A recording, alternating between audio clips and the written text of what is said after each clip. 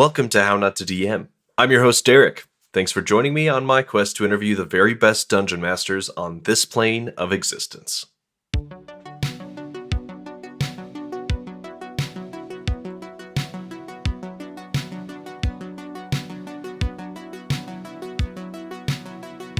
Before we get started, I need to shout out my patrons. Thanks a ton for supporting the show and making all of this possible. Remember that 10% of my ad and patron money goes to support local LGBTQIA plus youth via Encircle. Check out my Linktree for more information about their great work. And now, onto this episode's guest intro. Caustic Phoenix and Mudcat make up the dynamic duo behind the D&D actual play stream D20 Deathmatch. They got into TTRPGs and decided to take a crack at using their previous streaming skills to make something original and fun. Enjoy!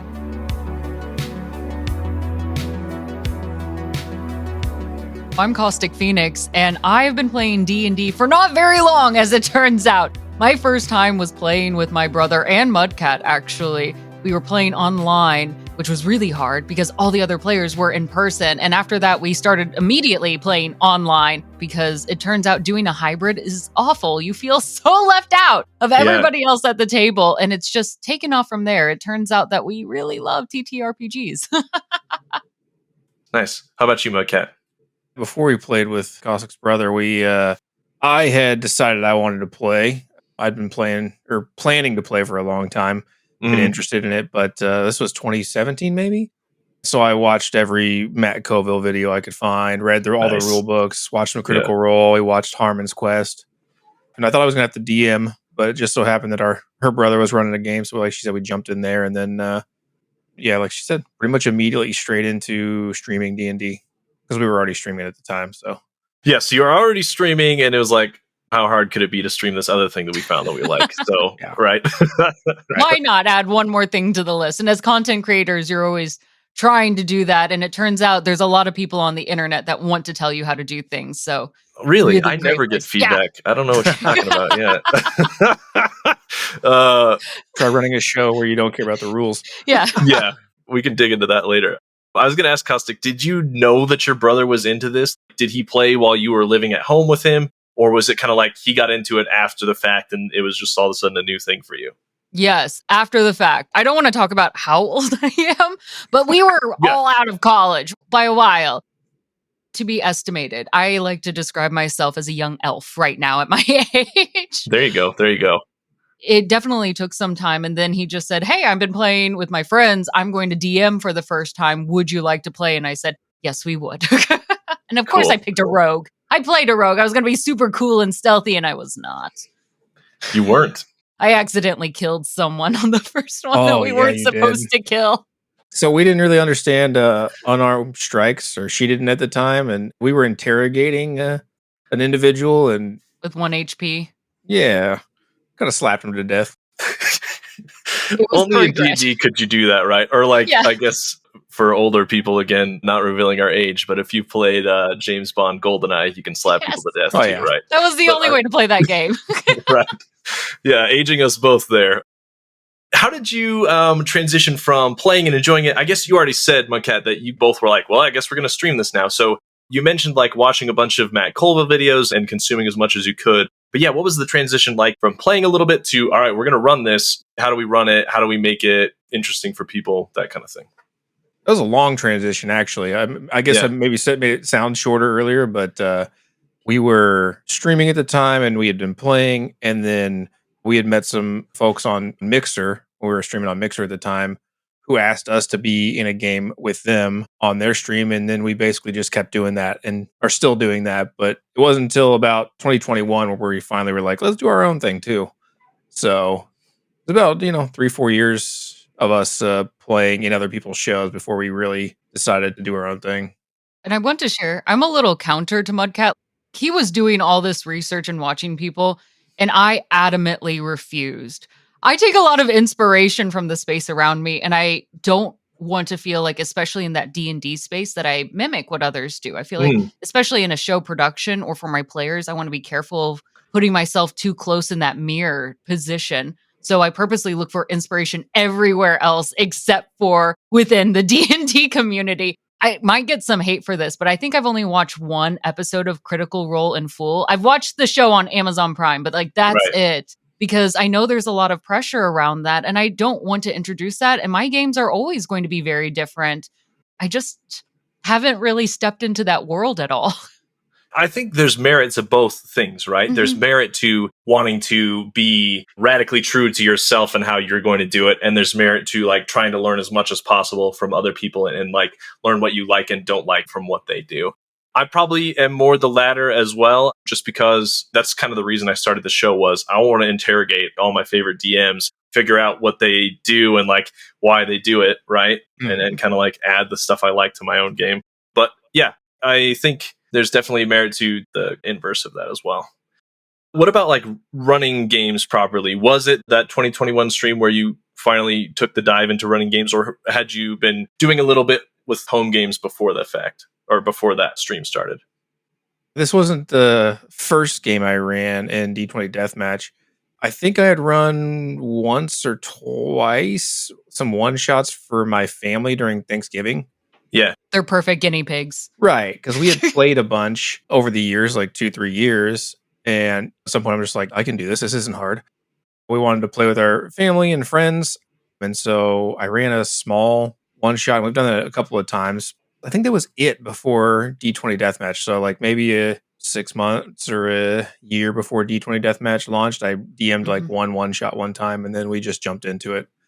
And now I've DM'd a bunch. So once you start, you can't stop. It's just like Pringles. We're not sponsored by them, but there they are.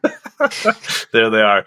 I feel like it was Lay's in the 90s that was bet you can't eat just one or whatever. It's the same. Yes. Yeah. Yes. It's like, all right, well, got to keep eating these. Got to keep doing this. Yeah, totally agree. That's a curse, though, and warning for everyone else. Once you start DMing, you will never get out of that space because everyone is looking for a DM. But if you're looking for friends, that's the best way to make them. You'll never have a problem finding a group. Yes. If you run the games, yeah. It's not just that. Obviously, yeah, you're expected to DM all the time because nobody else wants to do it. But also, I kind of think once you start DMing and you start getting to like run the world the way you want and set up the scenarios you want and the setting, you don't really want to play for anyone else's world. You want to keep playing in your world, at least for me. You get comfortable. I play with a few friends and family, and when they run games, I enjoy it, but I'm always like in the back of my head, like, I would do that a little different. Or, you know, like I try not to verbalize it right, but it's always like, okay. Anyway, I get that.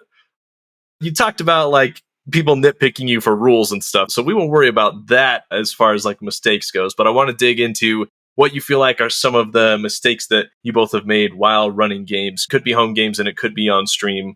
Examples from your games about how not to DM. So we'll start with you, Caustic, this time.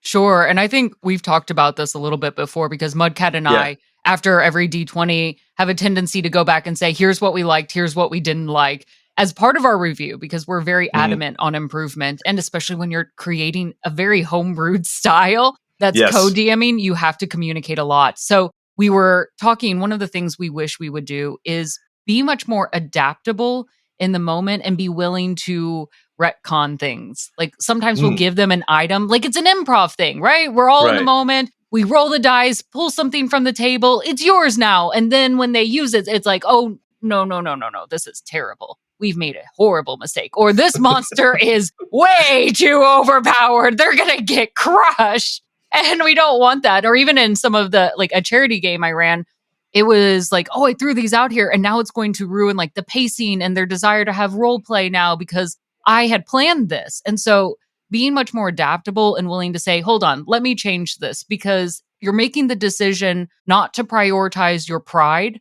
or your story and making your players first and foremost and giving them the best experience you can for them.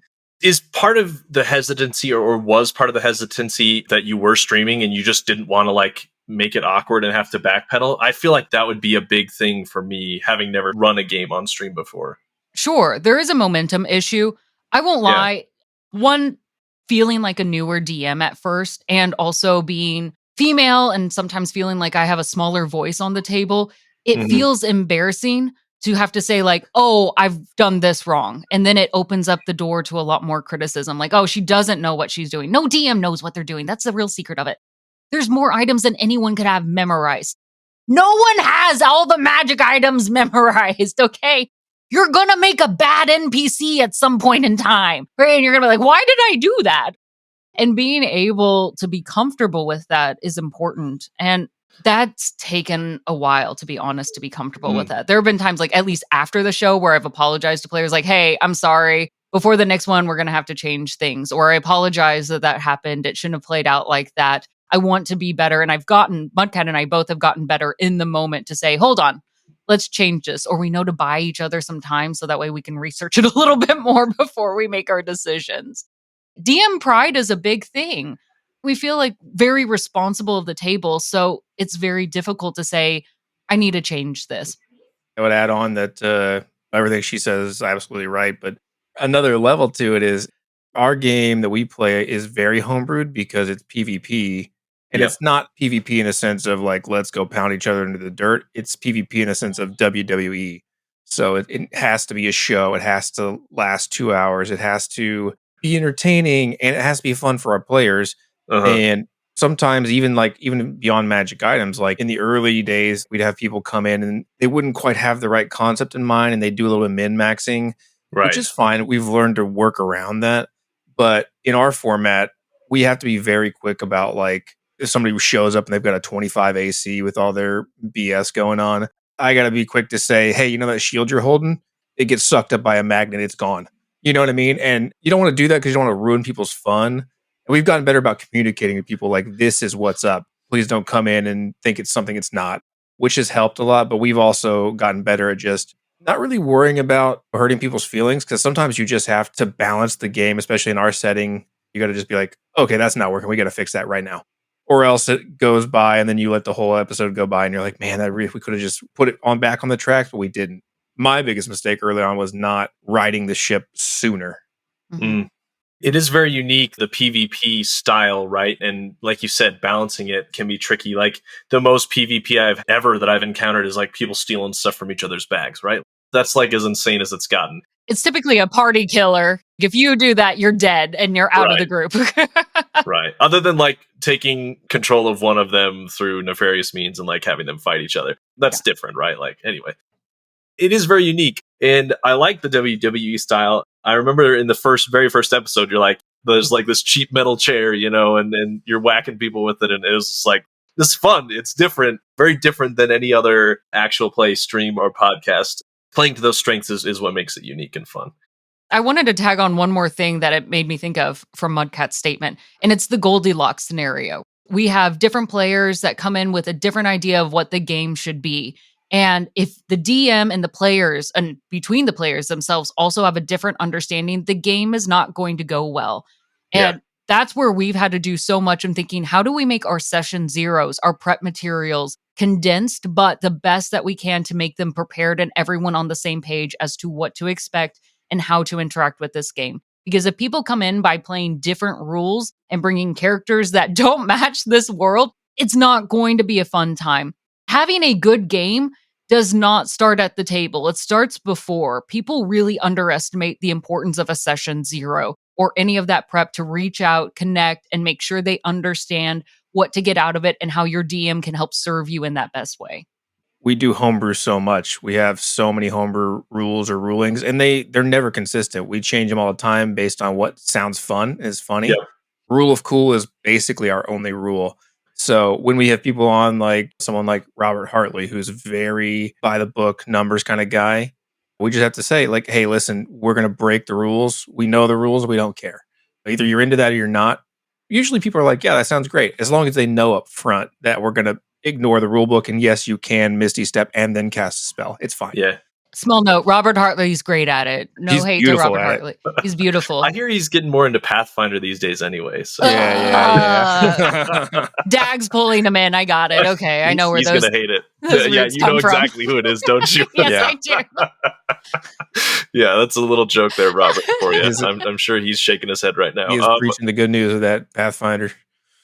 With the various different games that you've run and people you've played with, what are each of your favorite memories from your games? Really epic moments, really funny moments, maybe really meaningful moments of roleplay or something like that you want to share? There's so many. especially with our style, like it's just so chaotic and improv heavy. But I guess in terms of like our normal show, it had to be the first time we had Perception Studio come on, and just having two puppets beat each other down and then saw each other's heads off. Spoilers. Yeah, sorry, spoilers. It was just It's been out for a fantastic. while.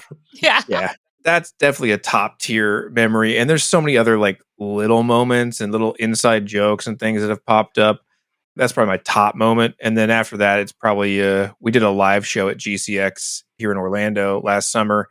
We always designed this show to be a live show for in person, and we always wanted it to be like a rock concert or like being at a wrestling match. And it was every bit of that, and it was awesome. Nice. That is a good memory. I like that. What about you, Caustic? Some of my favorite ones are all centered around bringing new players to the table. Ooh, yes. And Mudcat and I have mentioned this before in our own chats, but new players are also some of the best players because they don't know what they can't ask for. So they're like, Can I do this? And we're like, heck yes, let's roll for it. And their eyes just light up and they start to realize I can do anything. And so many times, so many characters, we get so attached to our sheets and I can do this action and only that action. Whereas we have other players like, I pull a bee suit out of my pocket. Sure, why not? Of course you've got a bee suit in your pocket. Why wouldn't you? And that's where imagination really starts to go wild because you don't know what's normal for a D&D game. So suddenly everything becomes possible. And that's what it's supposed to be. When everything is possible in this game that we get to create. So it's some of the most inspiring moments that I've ever seen come to place at a table, whether it's online or at an actual table. Agreed. I love new players for that exact reason. We're looking for you. If you need a new table, we're coming for you. What are some of your favorite homebrew rules that you have instituted, whether or not they were decided beforehand, that have added to the fun of your games? The funny thing is, we're working on writing them down, but we're not really good about that. So it's kind of things that are just in the moment a lot of times. There's a lot of things that fly by, like casting a cantrip and a spell, or, misty stepping spell and spells, stuff like that. Little things like that we just let go, because if you're in a 1v1 fight, it just kind of breaks the action economy to make you wait around to do things. Insults are almost always vicious mockery. You don't have to know the spell vicious mockery to cast it, as it turns out. We really like smart, witty quips, so bring those every time, and we reward them. We do things like we limit the number of like great weapon masters or sharpshooters or things like that you can do, especially when you have multi-attack characters. Rage only lasts so long. We want drama. We want emotion. We want range. Yeah. So we ask them to show sadness and then happiness, and then they can go back to their anger. Yeah, so we basically just take everything and we tweak the time. Big one for us is spells with like time components. You got to cast it over 10 minutes. We're like, no, you can just do it. You don't have to have material components. It doesn't matter the time. Like, you just do it. As long as it sounds cool and it's fun, we're more about that narrative and things like that. We really walk a fine line of like, do whatever you want. And then we also follow the rules sometimes when it helps us balance. So it's kind of like a constant ebb and flow of like, we're following 0 rules or we're following all of them. It's so situational depending on how people are interacting with their weapons and their environment and things, that I don't know that I could like lock down a ton of like, this is our set rule set, because we have to improv so much stuff and balance on the fly all the time.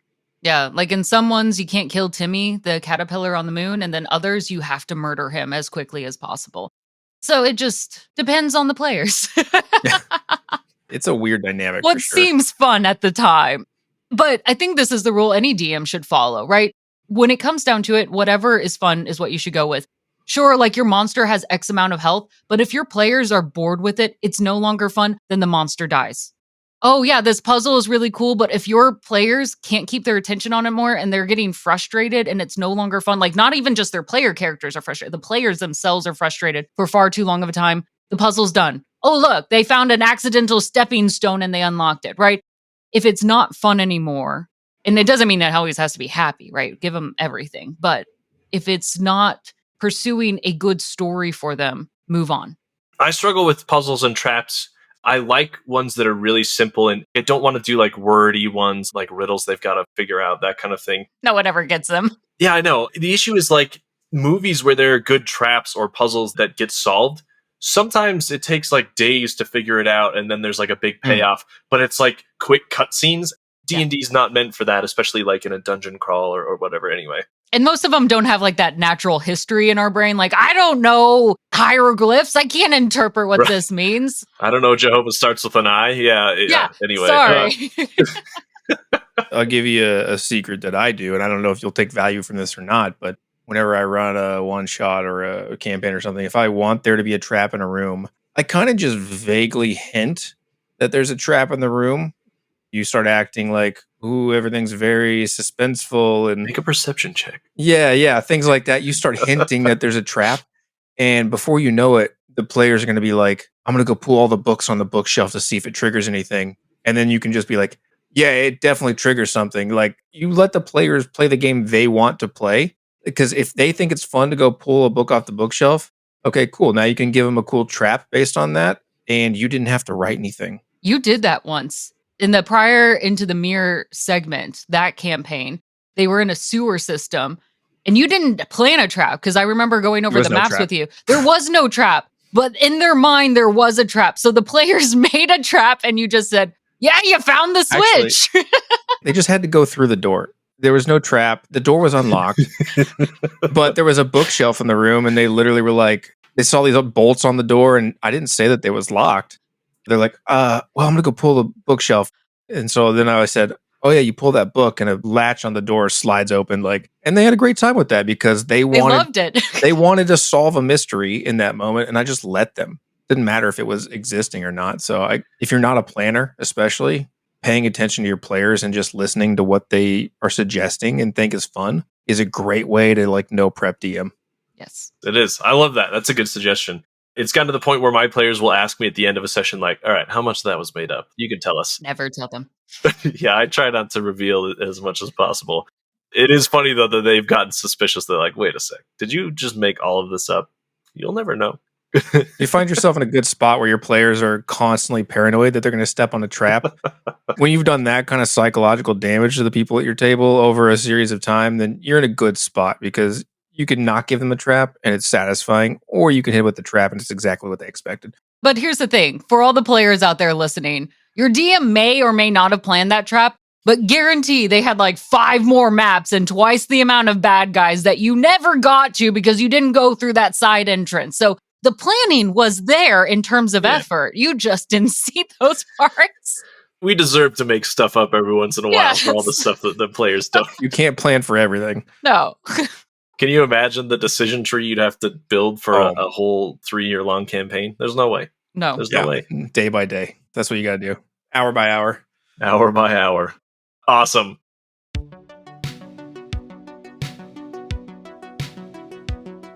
And now, a word from How Not to DM's sponsors. First, let's hear from my friends over at the Relic of the Past podcast.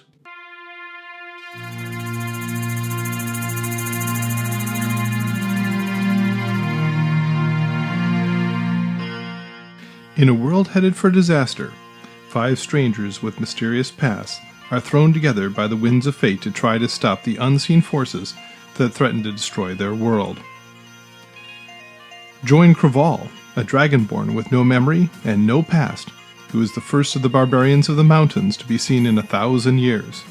Cotter, a penniless paladin, running from something or someone in his past. No one, the only tiefling monk the kingdom has ever seen, who has been expelled from his monastery for reasons he has not revealed. Adri, his monastic companion, who hides some deep dark secret she cannot reveal. And Arlen, once a simple farmer, until some mysterious event manifested sorceress powers in him. They must travel the length and breadth of the kingdom of Faroe, searching for the disparate clues that will help them unravel the mystery of the failing of their land, while trying to hold together the unraveling threads of society's weave, threatening to come apart at any moment.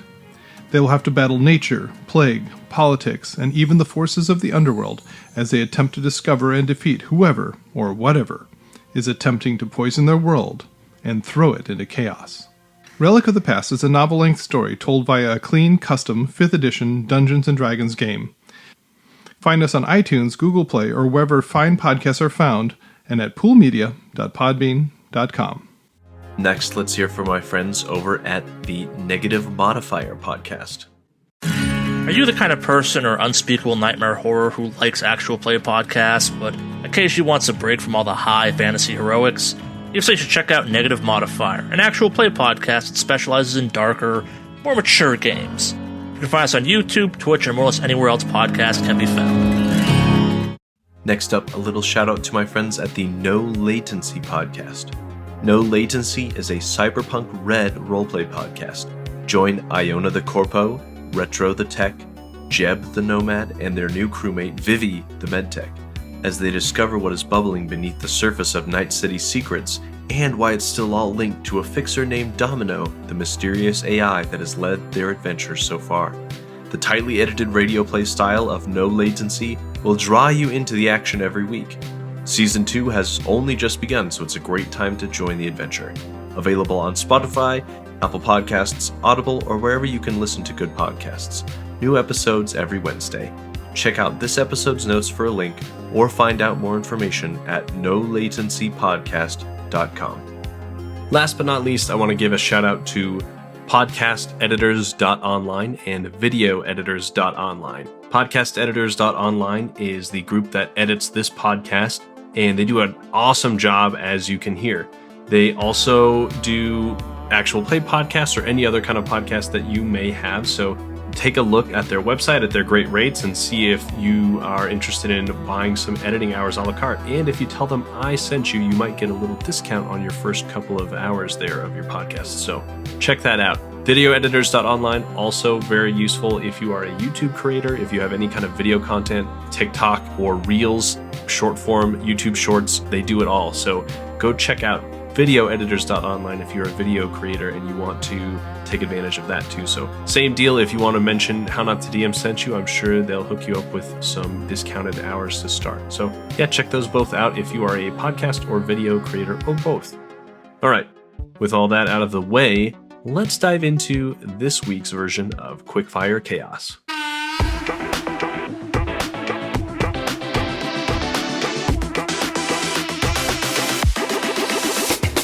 Welcome to Quickfire Chaos!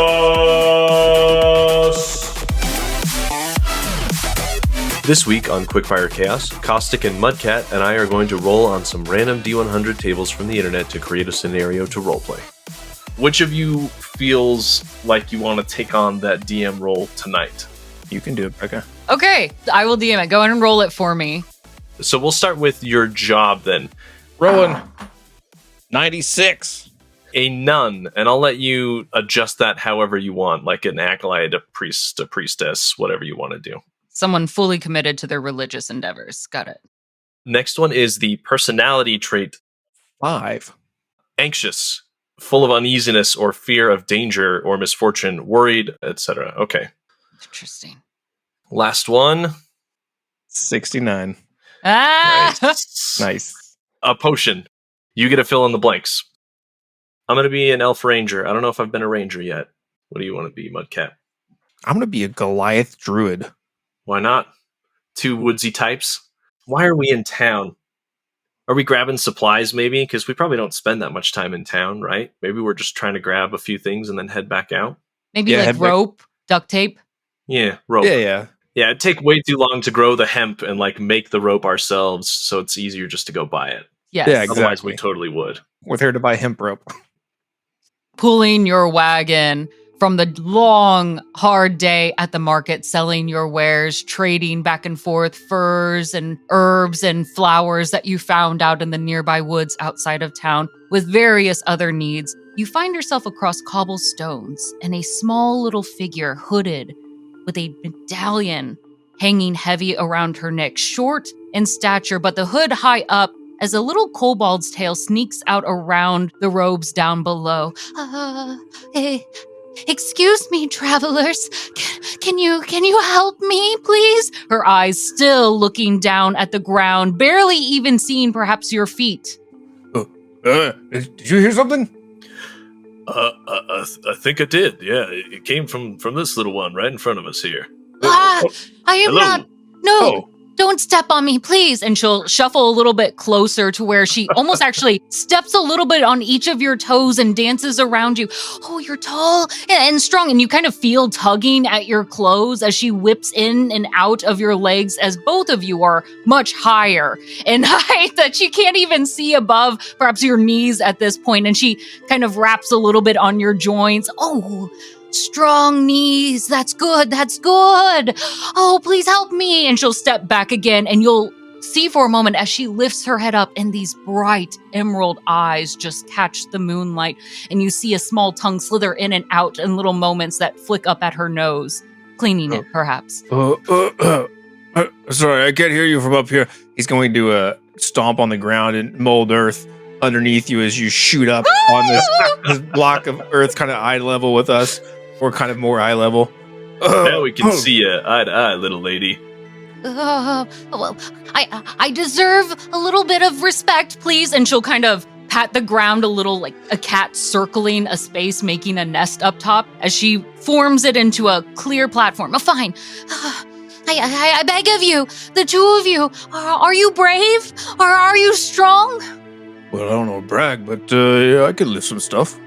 And I can face some stuff. Good. I have a favor to ask. The great behemoth, our worthiest of wings, flies high in the sky, but she does not see us this night for our home. And she points to the sewer in the ground that is decorated with beautiful cobblestones of different colors marked all around. Our beautiful home is not yet made worthy yet. Oh, she will grace us soon, but we're not ready. I'm not ready. Please, I need your help. And she'll thrust in your hands, both of you, 2 vials of a yellow-like potion. You have to help me. Please, I don't have any time, and I'm too small to go out into the woods. I was supposed to do this before, but Sister Xanath was really angry at me because I forgot to do the dusting beforehand, so I had to do that. And she starts to go onto this long tirade, and she shuffles around in a small circle on her mounded verth as she pats down into it, her little claws digging in, and it starts to create a small stepway as she goes further and further down as her anxiousness spirals into a bit of a small tunnel now. Well, I'm a little confused. Thank you for this potion, but what exactly do you want? Oh! She frantics for a moment, so much that her hood flies back, and you see a small little row of spikes down the back, also bejeweled with little tiny stones as well. I need you to do something with it. It's not a gift! She shrieks for a quick moment before hushing her voice again. I need you to take the potion out to the highest hill out there. You see that tall tree? She'll point over just one tall tree that just sweeps into the sky, almost touching the moon. You must go over to that tree. There's a mountain, a hill beyond it. And to her, mountains and hills are the same thing because she's so small. Both are extremely exhausting. And you must stand on it and hold the potion up to the moonlight so that way it may soak in the goodness and that way we may feed it to her later. Can you help us with that? Can you help us with that? As she is impatient with your slow answers. Yeah. Okay.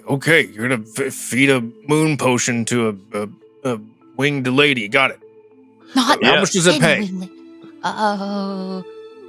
With smiles, and she gives like a really creepy wide smile, like as if like a horse had lips that went all the way up the side. Her long snout also gives a very creepy smile with teeth that point all the way down, all top teeth, no bottom teeth for whatever reason.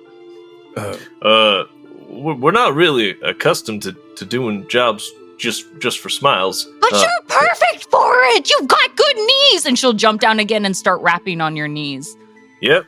I'm gonna like start dancing and like moving away a little bit. Yes, thank you. Yeah, got good knees. Yeah, that's enough.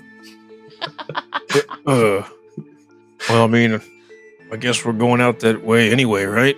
Yes, wonderful. Yeah. If you go out that way, that'd be fantastic. But whatever you do, don't open the bottles. Oh, what happens if we drink it? You're not gonna like it. She'll kind of slink back for a hot second, hiding behind whatever's left of the mound at this point. I think I believe her. I probably would keep that cork on there, pal. Okay. Well, we are headed that way. How soon do you need him back? on account of we usually do sleep outside the city walls. So is this kind of a bring it back in the morning deal, or is this a as soon as possible deal? Well, as soon as possible, obviously. I have to go back in and dust. Didn't I tell you about Sister? She's really angry at me, but I forgot to take Sister the moon. Saying she likes the dusting. Yeah, got that. I forgot to do it, and if I don't do it, then I'll get in trouble and I won't get to meet her, and I really wanted to meet her. And she pulls her hood up and tightens it really tight. Deep breath. In, out, in, out. There we go. And she's breathing very clearly through her sharp teeth. I don't really know what to say here. You seem Just say yes. Okay, yes. All right. Bring it back within the hour, please. And remember, don't open the bottle, and you can't drop it. It has to just see the moonlight. Put it in there and hold it up for 15 seconds. Okay, I was going to ask, is there a time limit? And also, is it going to change colors so we know it's done and dusted?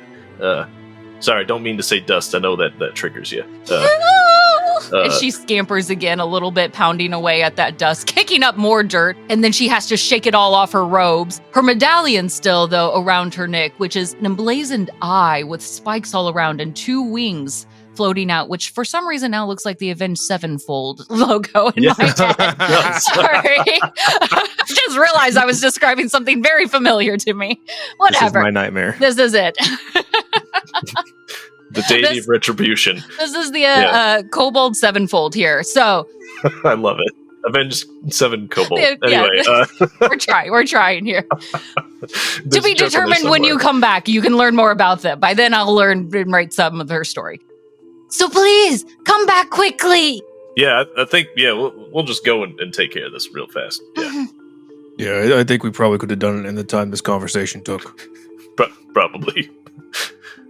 We'll be back shortly, man. What can we call you? What can you call me? Me? Your name? Yeah. No one's ever asked my name before. I've always just Sister. She kind of freaks out for a little moment, and you see her eyes tear up. So much so that she forgets to actually tell you her name. She just kind of starts acting really giddy for a moment and kind of looking back at her sewer door. Green Eyes it is. All right, we'll be back soon, Green Eyes. Thank you! She does know that the moon reaches this place too, right? Yeah, I wasn't going to have to go to the top of the hill. But I was also thinking that same thing. Maybe we'll just go take care of this on some rooftop. Yeah, I mean, how's she gonna even know? Moonlight over there, same with moonlight here, right? That's what I figure. I don't know. I wish I could roll perception right now. We'll just keep mumbling to ourselves as we're walking away.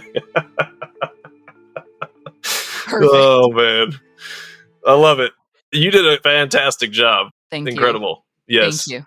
On a short notice. Takes good DM skills. Small note, if you were to drink it, nothing would really happen as long as it's not after it's been touched by the moon. It's just kobold urine. I had a suspicion that it was urine. I had a suspicion. Pop the cork off and you could tell, but she told us not to do that too. I was going to ask, but I thought, no, you know what? Better that I don't ask. They live in a sewer. These sort of things are considered sacred to them, okay? You can't just dump it on the floor. That which leaves the body is still precious, and it's a beautiful liquid gold. So it is held of high value. Did you just develop an entire belief system of a sewer people in like 5 minutes? Yes, of course I did. I'm a DM. That's fair. Good point. And they have a one-eyed winged spiky god. The thing I like about this most is it gives me ideas. I've always had people tweet at me later like, oh man, I'm totally going to use that in my game. So it serves 2 purposes. If anybody does, please tweet at me as well, and I would happily help you build out the entire religious text behind our avenged kobolds. All the commandments. How did you get started into the content creation world? You mentioned you've been streaming before you decided to get into TTRPGs. And then what are some of your favorite projects you've worked on so far? And they can be TTRPG related or not. Whatever you can think of that you're really proud of. I started streaming on Twitch 2012. We did Twitch for a long time, moved to Mixer when that was kind of just getting going, when it was Beam, Mixer, which is where we met our folks that we play D&D with initially. And where I played mostly Sea of Thieves at the time. I was a Sea of Thieves partner. One of the coolest things I've ever gotten as part of this was went to E3 and was in the first Battle for LA, which was their first PvP competition at E3. So that was one of my highlights of streaming. Very fun to do. We got second place. We Small did get note. second place. Ooh, Yeah. Let that be humble out brag. there. Yeah. Later on, they started giving silver Xboxes for that, but I didn't get one. It's in the mail, I guess. But Still in the mail somewhere. Still in the mail Years later. Yeah. Was it an Xbox? What would have been at that point? A 1X, yeah. It was 1X. because they had a gold one, and then they started giving away silver ones for the tournaments. Yeah, so we were streaming, and I was playing mostly Sea of Thieves. That was mostly it. And then we started playing D&D and was just a cast member for several years before we got into doing our own stuff in 2021. And I still stream a bit. That's kind of taken a back seat in lieu of putting a lot of my effort into D20 Deathmatch because it's just kind of a time suck sometimes. So I had to prioritize there. But I think D20 Deathmatch is probably one of the best, if not the best project that I've ever worked on. And in addition, I guess some of the sub things that I've done under our channel have been really fun. I just feel like I keep finding things I enjoy more and more and more. I'm always like, yeah, this is my favorite thing we've ever done. It just keeps happening. So long history. That's good. I mean, as long as that keeps happening, you're on the right track. If it starts to get boring, that's a different story. I've always been a storyteller. I love telling stories. I love helping others to tell their stories. And Mudcat started into the streaming space, and I thought, this is really cool, this community that you're building. And I'll be honest, if it weren't for Mudcat, I probably wouldn't have done streaming. The internet is a scary place. Yes, it is. It was very nice that I had Mudcat to guide me through it, help with the setup, but also help me navigate the space and knowing how to interact with people within the space, what to share, what not to share, how to interact with trolls or shut them down, because it's a very overwhelming place, especially at the time I joined in. Streaming was a lot bigger. It was a very difficult place to be found. It was difficult to really get started and to grow in that. And Mudcat helped out a lot in that to say, here's some really good steps to take. And I could learn from him and other content creators that I had met through Mudcat. So it gave me a really good idea of how I wanted to develop my stream around stories. So we focus a lot on RPGs, right? And I love to host on streams like I'm on the Pink Pixels for the gamers, where we focus on bringing other women into the gaming space on our podcast and talk about their experiences, their stories, and how we as a community can understand, empathize, and support them more to help amplify those voices in these spaces. So I love how I can continue to kind of blossom in that, whether it's TTRPG, hosting, voice acting, or even training others now. At my university, I get the chance to help others in Twitch spaces or learning how to podcast their own ways. So it's very fulfilling for me. You talked a little bit about D20 Deathmatch already in the show. So I want to know where the idea came from, how you got it off the ground. And then also it uses a lot of cool graphics and you guys use a bunch of fun music and stuff like that. So is it just you two that put that together? Do you have other people you rely on to help you with stuff? This is run by the two of us. Yeah. Very exhausted. Mudcat in particular, you can see the bags under his eyes. I wasn't going to say anything, but yeah, okay. But it actually started in our own little local tavern here in Orlando, the Cloak and Blaster. It's a adorable and fantastic nerd and TTRPG restaurant and bar that we love to frequent. And so we brought all of our dice, some pieces of paper, and it was inspired by some ideas that we had whenever we play tested our own characters. Before we enter any campaign, whether it was a one shot or for a long-term campaign, we'd want to see what's the playability of these characters? What's their personality? So we would sit down and we'd play them. Okay, what are they like at level 3? What are they like at level 10? What are their spells? What are their actions? What do they yell when they are hurt or excited? So we got to flesh out all of these aspects of them when we realized in these little one-shot battles that we would do against each other, in which I mainly won as a small note. Debatable. No one has proof, so whatever is said Editor, is now make written a note. in stone. She's lying. But we realized that even though this was just a battle, we got to learn so much about our characters. And we were going extreme, big moments and ridiculous things. And Mudcat has a lot of inspiration from seeing Celebrity Deathmatch, WWE. And it turns out I'm just really weird. So bringing all of that together, we wanted to create D20 Deathmatch. Mudcat was actually ready to do it on his own. And then he had a couple other projects. And then I said, I'm going to do this on my own. And he said, no, you're not. And so we started doing it together. And we decided to co-DM it in creating the rules, the structure. Mudcat has wholeheartedly led our production asset side of it, about making sure our audio, our visuals look fantastic. We worked with Corey Thomas. Yeah, was high score tease at the time, but Yes. now he's on his own at this point. But Yes. yeah, he made our graphics initially and stuff because we were doing our merch through his company at He's the time. so talented. Yeah, but other than that, I run most of the production side here from 2 PCs while we're live, and all the other assets that we create and stuff are created by one of the two of us. If you hate the chaotic events, you can thank me for those. Yeah, that's her. Music is right now it's all from Epidemic Sounds, so it's all licensed commercially through that, and need to start branching out and get some new sites, some new providers. But yeah, other than that, it's just the two of us for that, and then the our merch show store, and our social medias and our shirt store, which is really fun. We just recently added a few other wonderful Christmas items. And if you like Destiny too, there's a lot of Destiny, D&D. I love Pretty Deadly Barbarian, which is this adorably pink shirt. It's my favorite out there. But we did also add in some underwear with Dice Daddy written on them. I saw that. Yes. Yes. Those are available. For those who don't want to wear nerdy shirts, but you want to still support, you can wear it underneath and no one will know. No one will know. Except for the person who calls you Dice Daddy, I guess. Yeah. If you're watching our show or listening to it on a podcast platform or watching the clips on social media or interacting with us on a social platform, that's just the two of us. We do everything. We're tired. I know how it is. You can see the bags under my eyes too, I'm sure. Some more specific questions for just you, Mudcat. So you are the DM of Skypiercer and Into the Mirror, which are two more recent actual plays that are kind of branching off of the D20 Deathmatch world. Tell us a little bit about how those came to be, and then what it was like to decide to stream a game that's maybe more story-driven and less the PvP style that D20 Deathmatch was.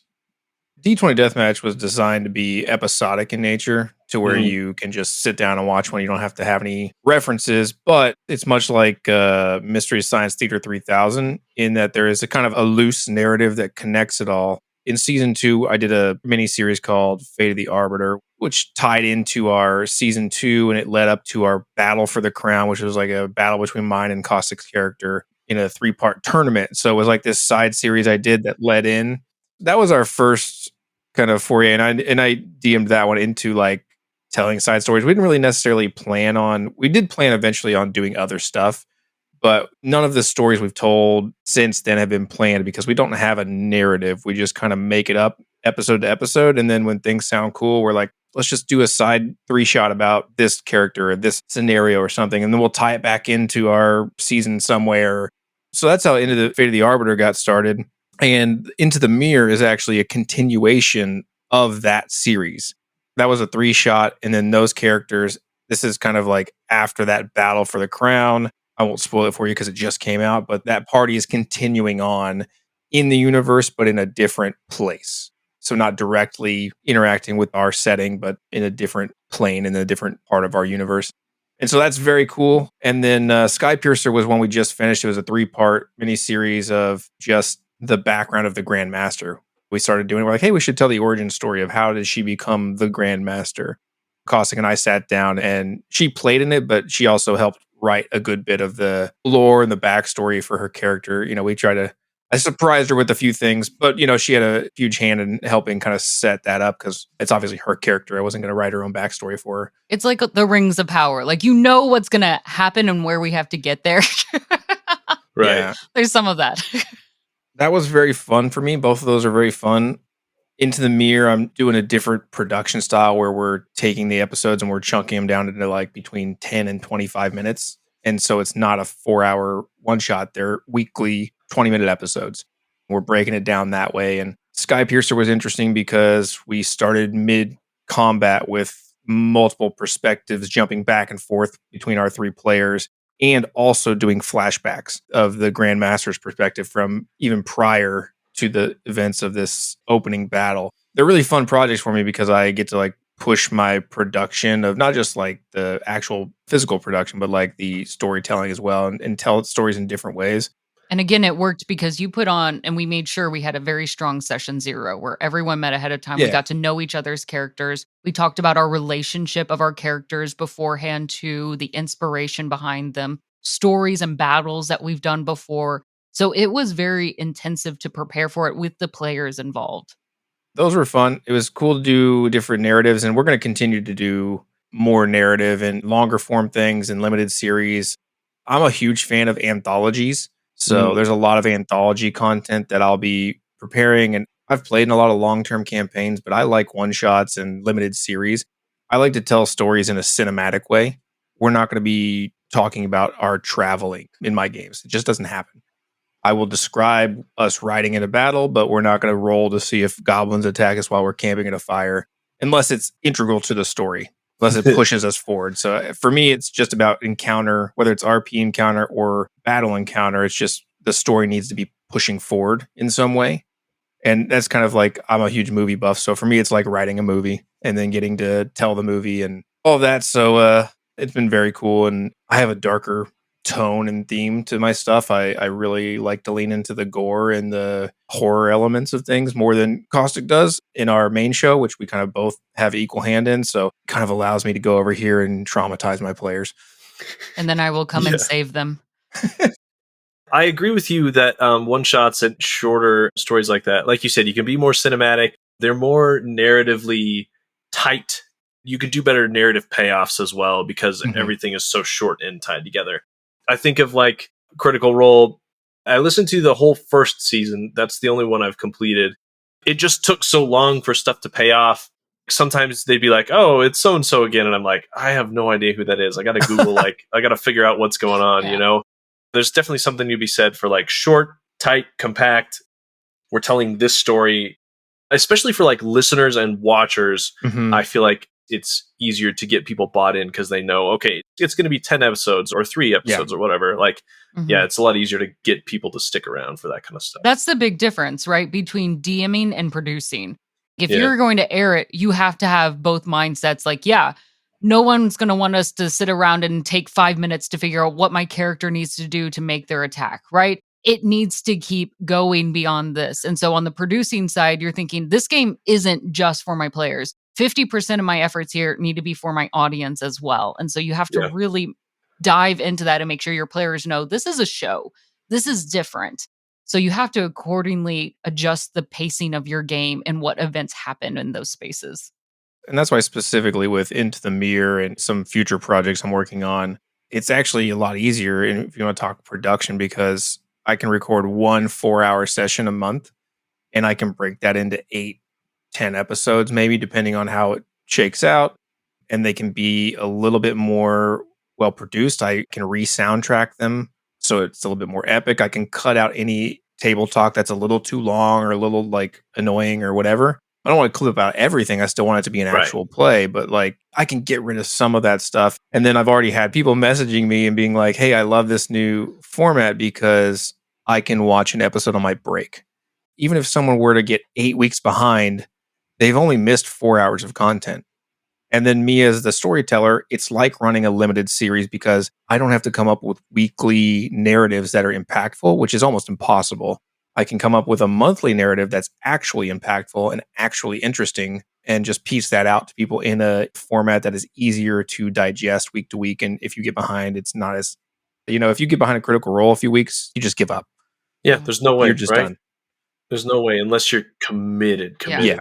And let's also see this from the perspective of content creators, right? It's exhausting. And when you're pulling your players in to also be part of that content creation, they're going to get exhausted. And you will have to expect, if you're doing a weekly thing, that everyone comes to put on their best game every week, or somebody has to carry. And that's a lot of weight. Versus if you time it out, okay, you can prepare for this. I just need you to bring your best one really awesome session a month. And that makes it a lot easier. Again, this is also different from show versus just playing with just your table. I think people forget they're very different things. Definitely. Caustic, you mentioned you are on the Gamers, spelled GAMEHERS for those who haven't seen it spelled out before. the podcast Pink Pixels, and you're an ambassador for them. I'd love to hear about how you got involved and what's been fun and rewarding about that.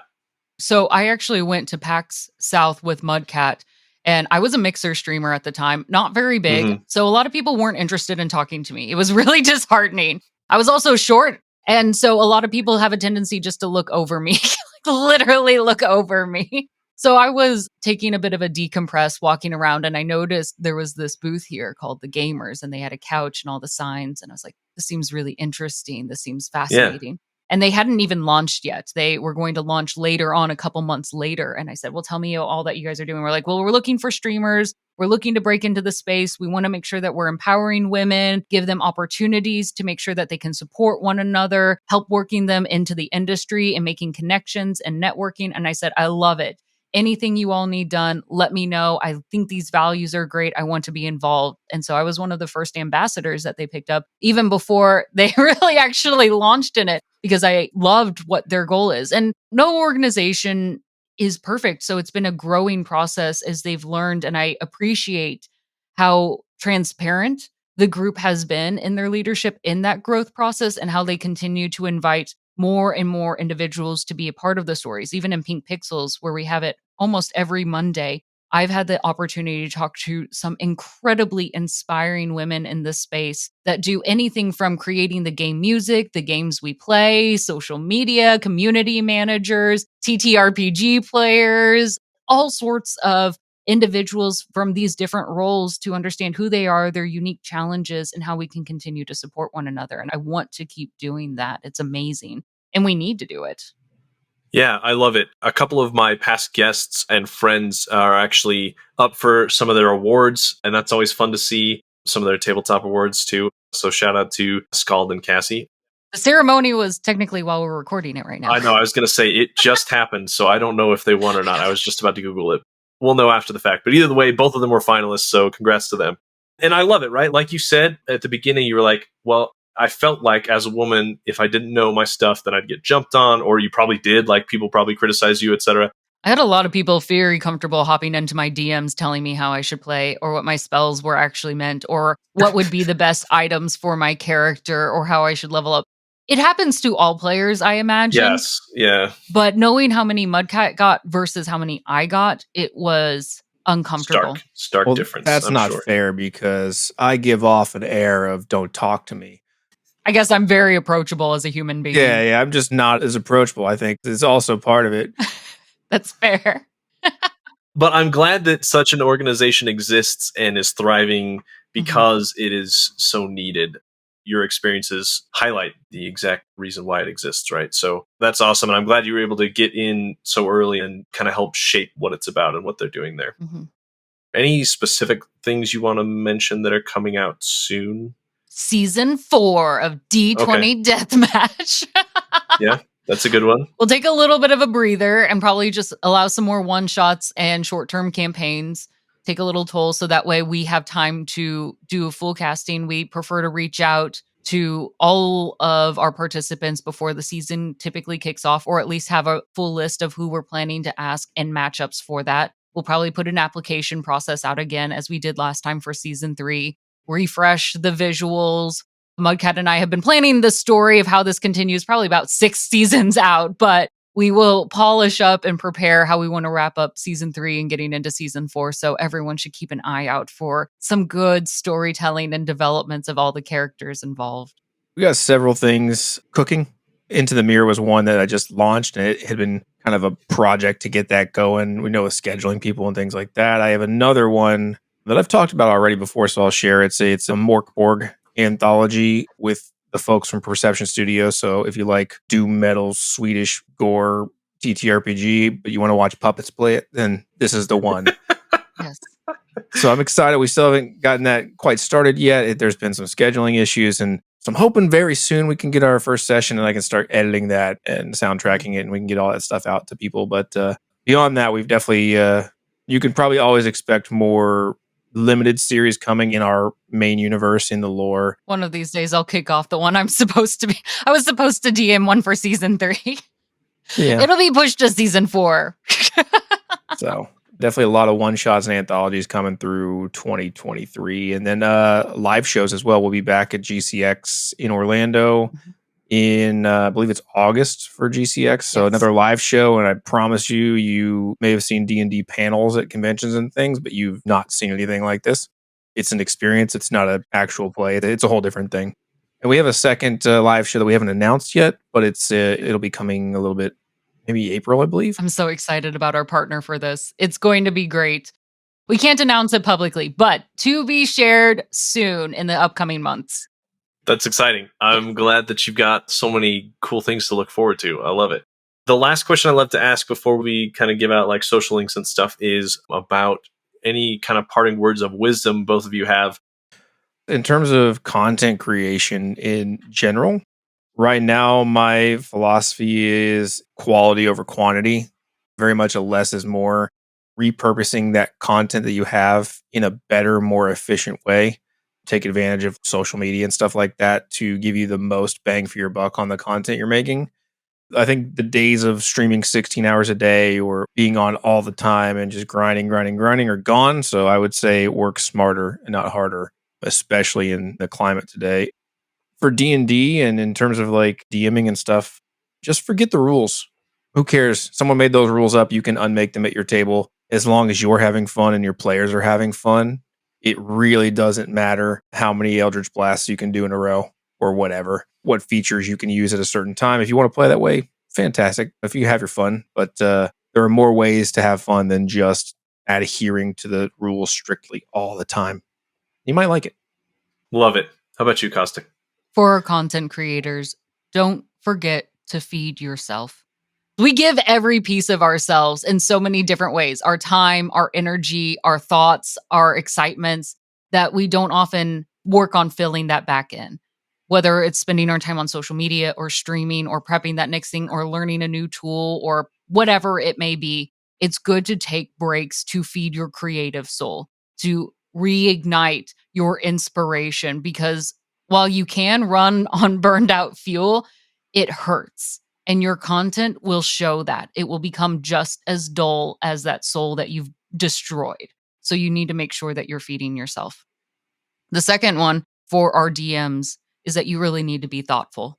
The stories that you're telling at your table are just as real and just as important as any other life story or experience that your players will go through. The world that you make, the experiences and trauma that you push them through, the NPCs that you make them encounter and how they choose to encounter them, that is them playing in that world, but that is them being in that world just as much. And so there's a lot to say, even when we're pretending to be other characters, that it's still teaching us about ourselves, about others, and what we care about as individuals. So be thoughtful about the NPCs you create, about the encounters, what you ask emotionally of your players to partake in. Don't just do it because it feels really cool. Amazing. Great advice from both of you. To wrap this up, where can people find each of you and your work and that kind of stuff? To make it easy, it's D20 Deathmatch on everything, but please follow us on YouTube. Please, please, please, please, please. If we don't see our numbers up, I'm going to be so mad at every one of your listeners. I will write them a very harsh letter once I find out everyone's address. When you do, please let me know, because I'd love to have those too for other reasons. Related. Yes. Yeah. Christmas presents. That's what it's for. Yes. Not angry letters. Right. Okay, amazing. D20 Deathmatch everywhere. The links will be in the episode notes as always. I'll also link your Twitter accounts, your TikTok, etc., so people can check out that short form content you're talking about too. Thanks so much for joining me, both of you. I know it's a little bit late on the East Coast. I appreciate the time. I appreciate all of the effort that you've put into the amazing work that you've created. It's been a ton of fun to watch it, to enjoy it myself, and to laugh at all the dumb jokes and watch puppets do really strange things. And it's been a blast. So I hope you both keep up the good work. Thank you. We will. That's the plan. Awesome.